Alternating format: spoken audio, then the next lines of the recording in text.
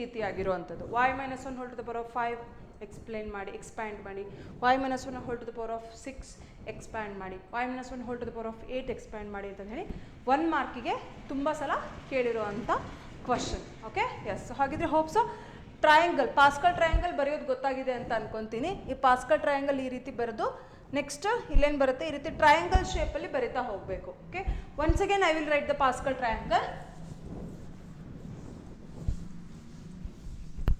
So ಇನ್ನೊಂದ್ಸಲ Pascal triangle ಬರೀತೀನಿ ನೋಡಿ.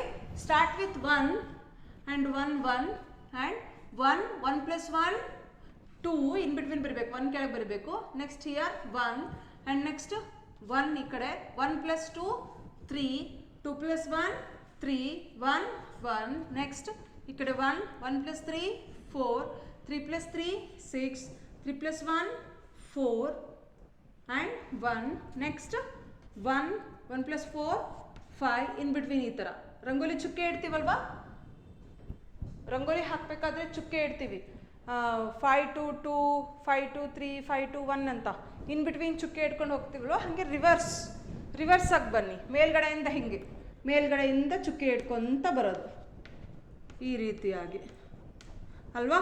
ಸೊ ಇದೇನಾಗುತ್ತೆ, ನಮಗೆ ಟ್ರಯಾಂಗಲ್ ಶೇಪ್ ಕ್ರಿಯೇಟ್ ಆಗ್ತಾ ಹೋಗುತ್ತೆ ಈ ರೀತಿ ಇನ್ ಬಿಟ್ವೀನ್ ಚುಕ್ಕೆ ಇಟ್ಕೊತ ಬರೋದು. Okay, yes. ಸೊ ಇದೇನು ಬರುತ್ತೆ ನೋಡಿ, ನೆಕ್ಸ್ಟ್ 1 4 + 6 10 10 5 1 1 ನೆಕ್ಸ್ಟ್ ಅಗೇನ್ ಈ ಕಡೆ 1 ಬರ್ಕೊಳ್ಳಿ. 1 + 5 6 5 + 10 15 10 + 10 20 10 + 5 15 5 + 1 6 1 1 next again start with 1 1 + 6 7 6 + 15 21 15 + 20 35 20 + 15 35 21 7 1.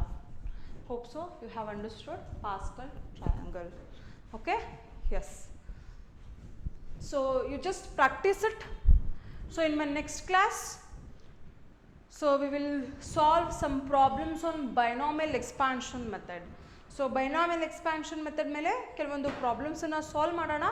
So ಅಲ್ಲಿ ಸಾಲ್ವ್ ಮಾಡಬೇಕಾಗಿರೋ ಸಂದರ್ಭದಲ್ಲಿ ನಮಗೆ ಈ ಬೈನಾಮಿಯಲ್ ಎಕ್ಸ್ಪ್ಯಾನ್ಷನ್ ಕೋಎಫಿಷಿಯೆಂಟ್ಸ್ ಇದು ನಮಗೆ ಬೈನಾಮಿಯಲ್ ಎಕ್ಸ್ಪ್ಯಾನ್ಷನ್ ಇದು ಪಾಸ್ಕಲ್ ಟ್ರಯಾಂಗಲ್ ನಮಗೆ ಹೆಲ್ಪ್ಫುಲ್ ಆಗುತ್ತೆ. So therefore you just practice the Pascal triangle.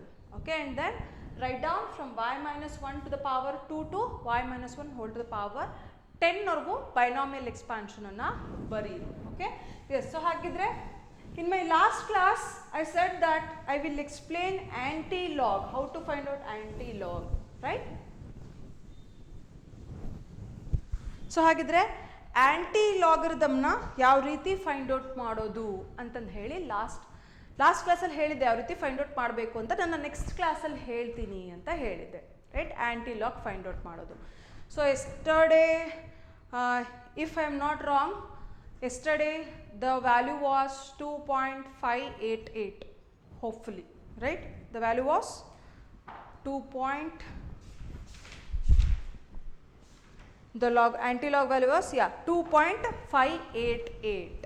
so ಅಲ್ಲಿ ನಮಗೆ ವ್ಯಾಲ್ಯೂ ಬಂದಿತ್ತು log a is equal to 2.588 ಅಂತ ಬಂತು.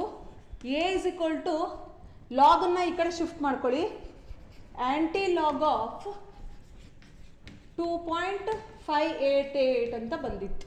ಆಂಟಿ ಲಾಗ್ ಆಫ್ 2.88 ಅಂತ ಇತ್ತು, ರೈಟ್? ಎಸ್. ಸೊ ಎಸ್ಟರ್ಡೇ ನಾನು ಅದಕ್ಕೆ ಡೈರೆಕ್ಟಾಗಿ ಆನ್ಸರ್ ಕೊಟ್ಟಿದ್ದೆ, ಸಮ್ವಾಟ್ 237 or 238 ಎಷ್ಟು 387.3 ಅಂತ ಡೈರೆಕ್ಟಾಗಿ ಆನ್ಸರ್ ಕೊಟ್ಟಿದ್ದೆ. ಸೊ ಹಾಗಿದ್ರೆ 2.588ಗೆ ಆ್ಯಂಟಿ ಲಾಗ್ ಯಾವ ರೀತಿ ಫೈಂಡ್ ಔಟ್ ಮಾಡೋದು ಅಂತಂದು ಹೇಳಿ ನೋಡೋಣ. So in my last class I have explain that how to find out ಲಾಗರಿದಮ್ನ ಯಾವ ರೀತಿ ಫೈಂಡ್ ಔಟ್ ಮಾಡೋದು ಅಂತಂದು ಹೇಳಿ ಲಾಸ್ಟ್ ಕ್ಲಾಸಲ್ಲಿ ಹೇಳಿದ್ದೀನಿ. ಸೊ ಈ ಕ್ಲಾಸಲ್ಲಿ anti logarithm. So to find out anti logarithm we must have anti logarithm table. So anti logarithm table ಇರುತ್ತೆ. So this is your logarithm table and this is your anti-logarithm table. So anti-logarithm table na ನೀವು ತಗೋಬೇಕಾಗುತ್ತೆ. So ಇಲ್ಲಿ ನೋಡಿ You just hold anti-logarithm table in your hands. Okay. You just go through the anti-logarithm tables. At the corner left side, you have the values start from 0.00. 0.002, you will be having 0.99. So anti-logarithm table na ಇಟ್ಕೊಳ್ಳಿ, anti-logarithm table ತಗೊಳ್ಳಿ, anti-logarithm table ತಗೊಳ್ಳಿ, anti-logarithm table ತಗೊಂಡು ಇವಾಗ ನೋಡಿ last corner means starting ಅಲ್ಲಿ ನಿಮಗೆ starting ಅಲ್ಲಿ ಏನಿದೆ first column, your first column ಅಲ್ಲಿ 0.00 ಇಂದ ಸ್ಟಾರ್ಟ್ ಆಗುತ್ತೆ ವ್ಯಾಲ್ಯೂಸ್. 0.00 ಇಂದ ಸ್ಟಾರ್ಟ್ ಆಗಿ 0.99ಗೆ ಎಂಡ್ ಆಗುತ್ತೆ. 0.00 ಇಂದ ಸ್ಟಾರ್ಟ್ ಆಗಿ 0.99ಗೆ ಎಂಡ್ ಆಗುತ್ತೆ. ಸೊ ನೆಕ್ಸ್ಟ್ ನಿಮಗೆ ಏನಿದಾವೆ ಅಂದರೆ ಆಂಟಿ ಲಾಗರಿಥಮ್ ವ್ಯಾಲ್ಯೂಸ್ ಇದೆ, that is your mantissa values 0, 1, 2, 3, 4, 5, 6 up to 9 ವರೆಗೂ ಇದೆ. ಫಸ್ಟ್ ಪಾರ್ಟ್ 0.00 ಇಂದ 0.99 ವರೆಗೂ first part. Second part your mantissa values 0, 1, 2, 3 up to 9. Third part your mean difference ಬಂದು 1, 2, 3 ಇಂದ ಅಪ್ ಟು 9 ವರೆಗೂ ಇದೆ. Okay, yes. ಸೊ ಇವಾಗ how to find out anti logarithm for this. Anti log find out ಮಾಡಬೇಕಾದ್ರೆ ನೋಡಿ, we have to take this right part, that is your decimal part. First ನಾವು decimal ಪಾರ್ಟ್ನ consider ಮಾಡಬೇಕಾಗುತ್ತೆ. So decimal part ಎಷ್ಟಿದೆ ನೋಡಿ, 0.588. Decimal ಪಾರ್ಟಲ್ಲಿ ನಮಗೆ ಎಷ್ಟಿದೆ value, 0.588 ಇರೋ ಅಂಥದ್ದು. ಸೊ ಹಾಗಿದ್ರೆ ಇಲ್ಲಿ ನಮಗೆ ಪಾಯಿಂಟಿಂದ ಸ್ಟಾರ್ಟ್ ಆಗುತ್ತಾ, ಆಂಟಿ ಲಾಗರಿಥಮ್ ಟೇಬಲಲ್ಲಿ ಪಾಯಿಂಟಿಂದ ಸ್ಟಾರ್ಟ್ ಆಗುತ್ತಾ? ಸೊ ಹಾಗಿದ್ರೆ ಪಾಯಿಂಟಿಂದ ನಮಗಲ್ಲಿ 2 ಡಿಜಿಟ್ಸ್ ಮಾತ್ರ ಇರೋದು. 0.00 to 0.99 ಅಂದರೆ 2 ಡಿಜಿಟ್ಸ್ ಮಾತ್ರ ಇರೋದು. ಸೊ 2 ಡಿಜಿಟ್ಸ್ ಅಂತ ಅಂದರೆ ನಮಗೆ 2 ಡಿಜಿಟ್ಸ್ ಯಾವ್ದು ಬರುತ್ತೆ, 0.58 ಬರುವಂಥದ್ದು. 0.58 ಬರುವಂಥದ್ದು. ಸೊ ಹಾಗಿದ್ರೆ ಆಂಟಿ ಲಾಗರಿಥಮ್ ಟೇಬಲಲ್ಲಿ 0.58 ನೋಡಿ, 0.58 ಸಿಗ್ತಾ? ಎಸ್, 0.58 ಸಿಕ್ಕಿದೆ. 0.58 ನೆಕ್ಸ್ಟ್ ನಂಬರ್ ಏನಿದೆ, 8 ಇದೆ. Next number 8. ದೇರ್ಫೋರ್ 0.58 ಅಂಡರ್ 8 ನೋಡಿ, 0.58 under 8 you will be having 3873.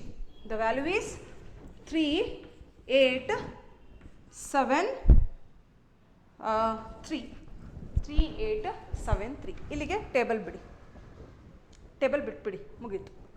58 ಪಾಯಿಂಟಿಂದ decimal ಪಾರ್ಟಲ್ಲಿ ನೋಡಬೇಕು, 58 ಅಂಡರ್ 8. 58 ಅಂಡರ್ 8.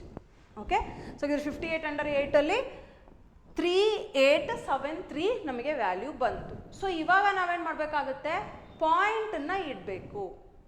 ಪಾಯಿಂಟನ್ನು ಯಾವ ರೀತಿ ಇಡ್ತೀರಾ, ಇಲ್ಲೆಷ್ಟಿದೆ ನೋಡಿ, ಇಲ್ಲಿ ಎಷ್ಟಿದೆ ನಂಬರು, 2 ಇದೆ. ಎಷ್ಟು ನಂಬರ್ ಇದೆ, 2 ಇದೆ. ಸೊ ನಮಗೆ ಇಲ್ಲಿ 2 ಅಂತ ಯಾವ ರೀತಿ ಬಂತು, you just remember how to find out log table. Log value find out ಮಾಡಬೇಕಾದ್ರೆ ಯಾವ ರೀತಿ ಮಾಡಿದ್ವಿ ಅಂತ ನೆನ್ಪು ಮಾಡ್ಕೊಳ್ಳಿ. ಏನು ಮಾಡಿದ್ವಿ, 405. How many digits are there, 3 digits are there. 3 digits ಇರೋದ್ರಿಂದ ನಾವೇನು ಮಾಡಿದ್ವಿ, 2 ಪಾಯಿಂಟ್ ಅಂತ ತಗೊಂಡ್ವಿ. Remember? Yes. So anti log ಅಂತ ಅಂದ್ರೇನು, ಲಾಗರಿಥಮಿನ ಉಲ್ಟಾ ಅಂತ. ಸೊ ಹಾಗಿದ್ರೆ ಇಲ್ಲಿ ಏನು ಮಾಡಬೇಕು, ಅಲ್ಲಿ 2 ಪಾಯಿಂಟ್ ಇದೆ ಅಂದರೆ ವಾಟ್ ಇಟ್ ಮೀನ್ಸ್, ಇಲ್ಲಿ 2 ಪಾಯಿಂಟ್ ಇದೆ ಅಂದರೆ ಇಲ್ಲಿ 3 ಡಿಜಿಟ್ಸ್ ಇದೆ ಅಂತ. ಇಲ್ಲಿ 2 ಪಾಯಿಂಟ್ ಬರ್ದಿದ್ದೀವಿ ಅಂದರೆ ಇಲ್ಲಿ 3 ಡಿಜಿಟ್ಸ್ ಇದೆ ಅಂತ. ಸೊ ಹಾಗಿದ್ರೆ ಇಲ್ಲೇನು ಮಾಡ್ತೀರಾ, ಲೆಫ್ಟ್ ಸೈಡಿಂದ 1, 2, 3, ಲೆಫ್ಟ್ ಸೈಡಿಂದ 1, 2, 3, 3 ಡಿಜಿಟ್ಸನ್ನು ಬಿಟ್ಟು ಪಾಯಿಂಟ್ ಇಡಿ. ಸೊ ಅಲ್ಲಿಗೆ ವ್ಯಾಲ್ಯೂ ಎಷ್ಟಾಯಿತು, 387.3. Okay, so will solve one more problem. One more anti-log. We will find out one more anti-log values. Okay. See, for example, you will be having 1.8613 ಇತ್ತು ಅಂತ ಅನ್ಕೊಳ್ಳೋಣ. 8613. So ಹಾಗಿದ್ರೆ take your anti logarithm table. So decimal ಪಾಯಿಂಟಲ್ಲಿ ನೋಡ್ಕೊಳ್ಳಿ, 86 2 digits 86. 86 ಅಂದರೆ ಎಲ್ಲಿ ಬರುತ್ತೆ ನೋಡಿ 86 ನೆಕ್ಸ್ಟ್ ನಂಬರ್ ಏನಿದೆ 1 86 ಅಂಡರ್ 1 86 ಅಂಡರ್ 1 ಎಷ್ಟು ಬರುತ್ತೆ 7 2 6 1 ಅನ್ಕೊಂತೀನಿ 7 2 6 1 ಇಲ್ಲಿಗೆ ಮುಗಿಲಿಲ್ಲ 3 ಇದೆ ಈ 3 ಏನು ಮಾಡ್ತೀರಾ ಮೀನ್ ಡಿಫ್ರೆನ್ಸ್ ಇದೆ ನೋಡಿ ಮೀನ್ ಡಿಫ್ರೆನ್ಸ್ 3 ಬನ್ನಿ 86 mean difference 3 86 row 86th row mean difference column 3 86th row mean difference column 3 ಎಷ್ಟಿದೆ 5 ಇದೆ ಪ್ಲಸ್ 5 ಆ್ಯಡ್ ಮಾಡ್ಕೊಳ್ಳಿ 7 2 6 6 ಸೊ ಅಲ್ಲಿಗೆ ಎಷ್ಟು ಬಂದಿದ್ರು ವ್ಯಾಲ್ಯೂ 7 2 6 6 ಸೊ ಇಲ್ಲಿ ಏನು ಮಾಡ್ಬೇಕು ಇಲ್ಲಿ ಎಷ್ಟಿದೆ ಇಲ್ಲಿ 1 ಇದೆ 1 ಇದೆ ಅಂದ್ರಲ್ಲಿ ಎಷ್ಟು ಡಿಜಿಟ್ ಇರ್ಬೋದು 2 ಡಿಜಿಟ್ ಇರ್ಬೋದು ಸೊ ಅಲ್ಲಿಗೆ 2 ಡಿಜಿಟನ್ನು ಬಿಟ್ಬಿಟ್ಟು point ED 72.6 hope so you have understood how to find out anti-logarithm okay yes so in our next class so we will solve the problems on binomial expansion method okay so till then bye bye all of you take care have a nice day